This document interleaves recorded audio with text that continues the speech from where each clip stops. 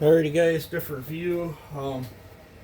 This is the same pot or pan or container that I'll be dyeing with, but right now it's got hot water just out of the tap, Dawn dish soap, and Super Clean. I use the snot out of Super Clean, and we're going to pull. Now I know there's other people say I can dye right over the stickers and stuff. You possibly can. The thing that I'm worried about is what happens later on in life when the sticker peels off on its own and then you got a big orange spot in the middle of your black cover. So that's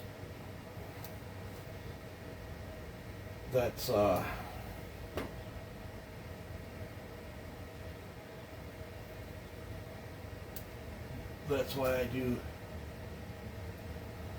that.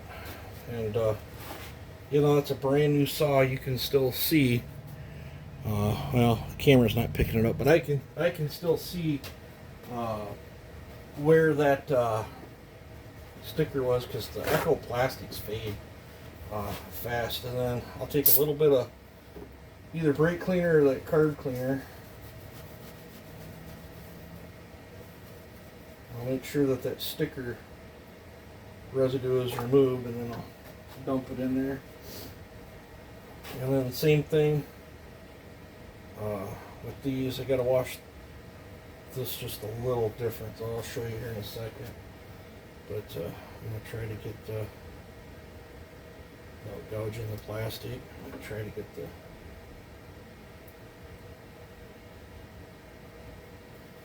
sticker up. I won't chew my fingernails. This will probably be a little bit easier.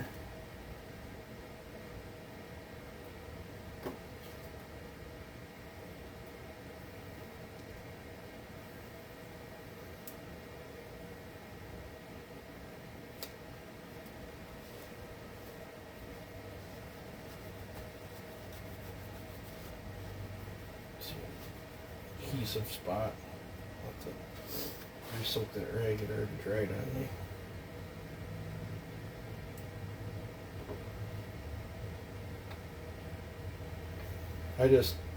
It would look horrible later on in life to have the stickers, let's face it, stickers peel off. And I've actually, on brand new Echoes, I've gotten them dirty and then blew them off, and then have the big Echo sticker blow right off with me just using compressed air. Boy, talk about being bummed out. That's why some of I don't know if I might have sold them. Well, I still got one. My old Racer's that way, where it's got the big Briscoe-built sticker on the side. Now, this is just regular gasoline in here. There's grease where all that throttle rod and these 3 bolt holes go down here. So I want to get I'm just using regular old gasoline to get that stuff off. I find it's just a lot easier to get it now, and then that way. And then plus the gas, if you missed any of the sticker residue, the gas wrinkles it up, and then you can scrub it off.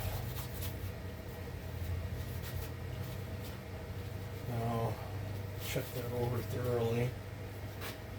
And a lot of times I'll just give that a quick rinse, and then into the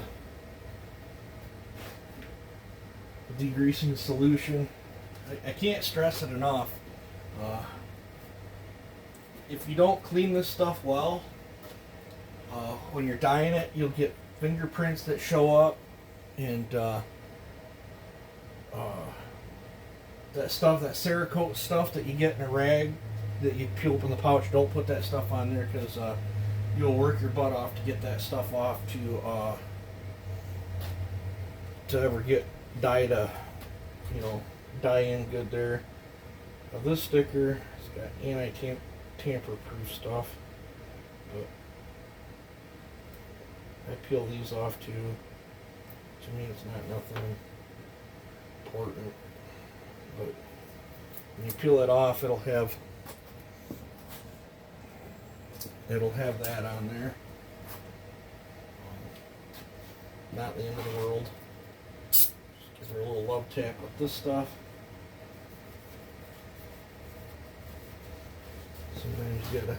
The brake cleaner works really well for that stuff that's on there. And then must be where they lubed up that fuel line. To put it in there. And sometimes there's spots in here from that throttle rod.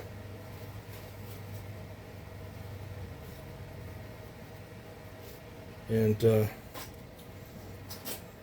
yeah, sometimes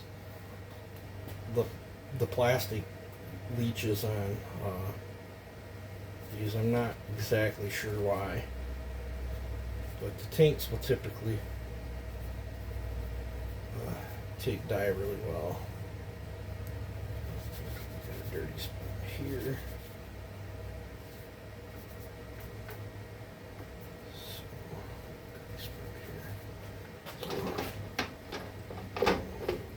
Now, as you noticed, I typically fill this up almost full when I'm dyeing, and then I'll have to cook the tank one way and then flip it, and it's a lot of flipping.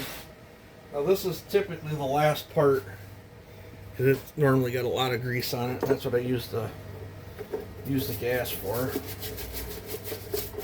I don't know what grease Echo's using, but it's a blue type grease, and it plays havoc when you're trying to dye stuff.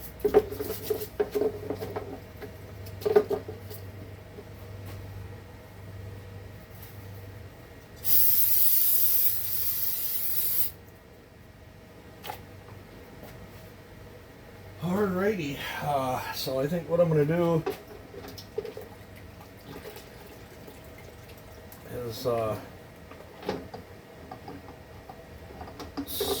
try to get this stuff cleaned up and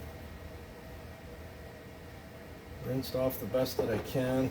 I've got this, it's a pretty potent mixture in here, but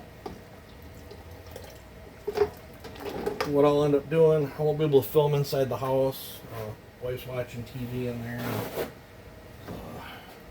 plus Dad's sitting in there. But what I'll do is wash this stuff real good with this solution, and I'll go in there, I'll dump it out, then I'll rinse all the parts off, and then I'll fill this up with water, probably a spoonful of Dawn, and then I can show you the dye.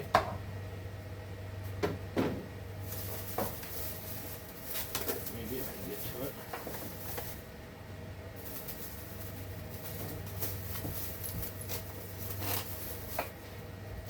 It'll typically be one liquid container of that, the RIT, and then one powdered pack. If I'm doing 2 or more, I might dump another powdered black one in there. You can use just the powder stuff too, but typically when I go and buy this stuff, they only have 2 or 3 bottles of the liquid, then they have a bunch of the powdered stuff. So today's mixture will be this, a little bit of dish soap, hot water, and I cook it on a low setting to where it's not a boil. I don't like to get the plastics. If you get your plastics too hot, you kind of warp them, and that's never a good thing. So I think I'm gonna call this a video. In the next video, these will probably be all black, and I'll probably be blowing them off or something. And I do not think I'm going to get to tearing the cylinder off and setting the wheel up on this today. Just not feeling too good. So, but I wanted to make you guys some sort of content. So, but that's how I clean and prep brand new plastics. When they're used, like that one down there, even though it's a new saw, it's got less than a tank run through it.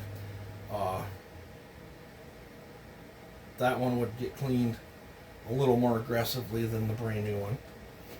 That's how I do the brand new plastics. So I'm going to call this a video here. You guys take it easy and have a good one.